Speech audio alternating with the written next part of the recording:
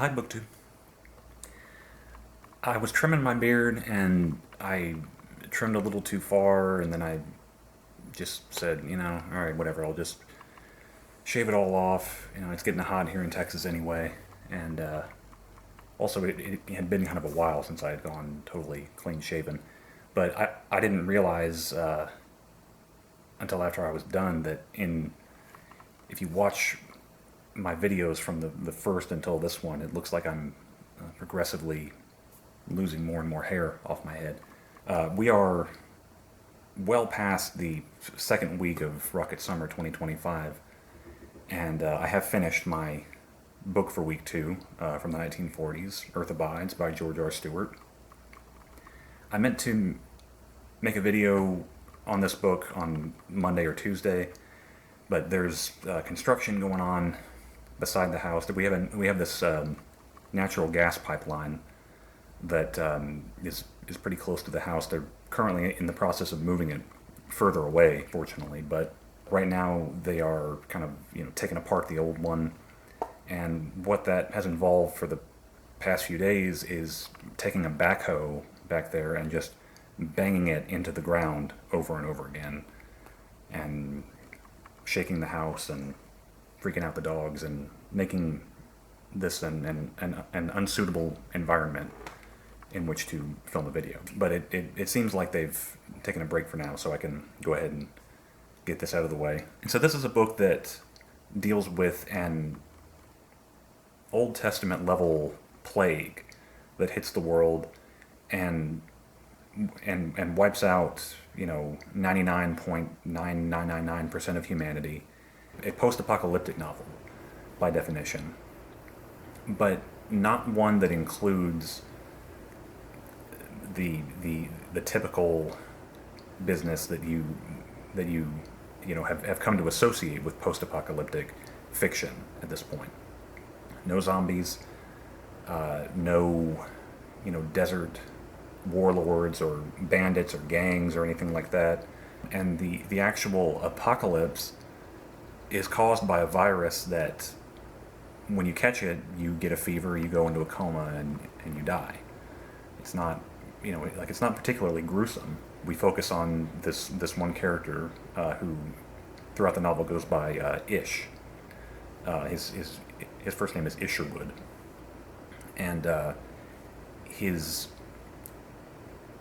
searching for other survivors, looking for food, hunting. In the first third, he meets a woman. They fall in love. Not all that surprising when you're the only two people around. They have a bunch of kids. There are some other survivors who show up and stay right next to him, and they start this little community. They call themselves the tribe. And most of the rest of the book is just quiet, laid-back human drama. I mean, the main conflict in the book from that point on, from the start of the community till the end of the book, is between the older survivors and their children. Which I'm pretty sure Ish at one point in the book describes it as the greatest the greatest generational gap there will ever be between people who have plenty of memories of the old world, and then these children whose only memory of the world is as this huge wasteland. There's one part where when Ish and some of the other kids are on the road driving, because of course there's cars everywhere, and there's more free gas than you could ever use. And it occurs to him that for these kids, this is what a road is. It's just this empty lane of asphalt that you drive on to get where you need to go. And for Ish, like he looks at these empty roads and he still sees how they used to be just full of cars. I'm pretty sure he says at one point, like, I used to get stuck in traffic on this very road. And then later on, there's a part when the children have grown up, and they're about to go on this big scouting mission and drive all across the country. And Ish says something to one of them about Arizona, and the kids kind of look at them like, we're not really sure what that is. And Ish says, "Oh, it's this state, down in the southwest of the country." And the kids that statement doesn't really mean anything to them. And I think Ish just says, for them, what I think of as Arizona is just like a patch of land that's over that way.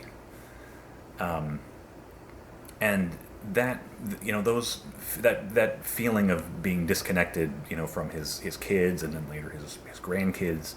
In the end, Ish is finally able to kind of reconcile his feelings about how the world should be, how civilization should rebuild, with the way that his kids and grandkids are actually going to rebuild civilization and find their way.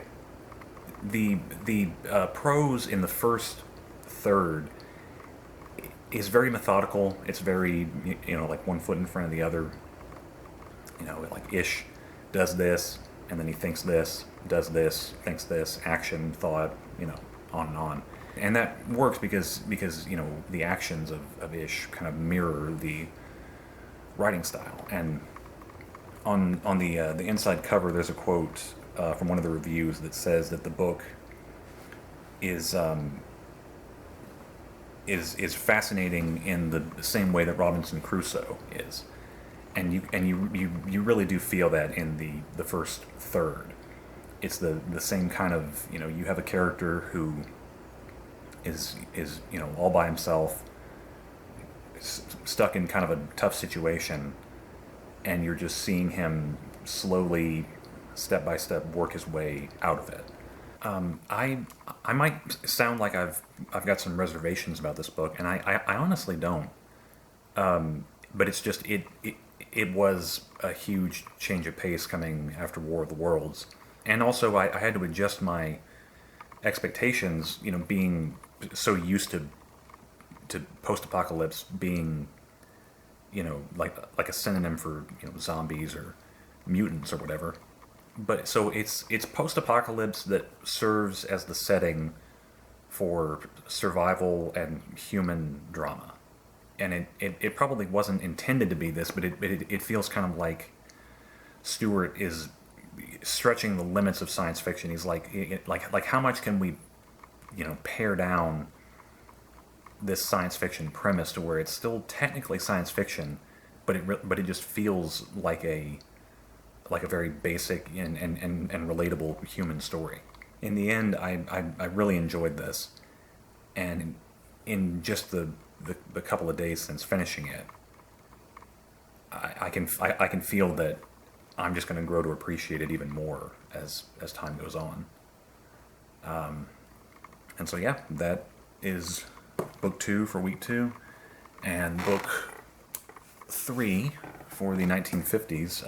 I'll probably just put up a JPEG of the cover, but that is going to come from here, and that is Richard Matheson's The Shrinking Man. So I will try to have that for you early next week. So thank you for watching.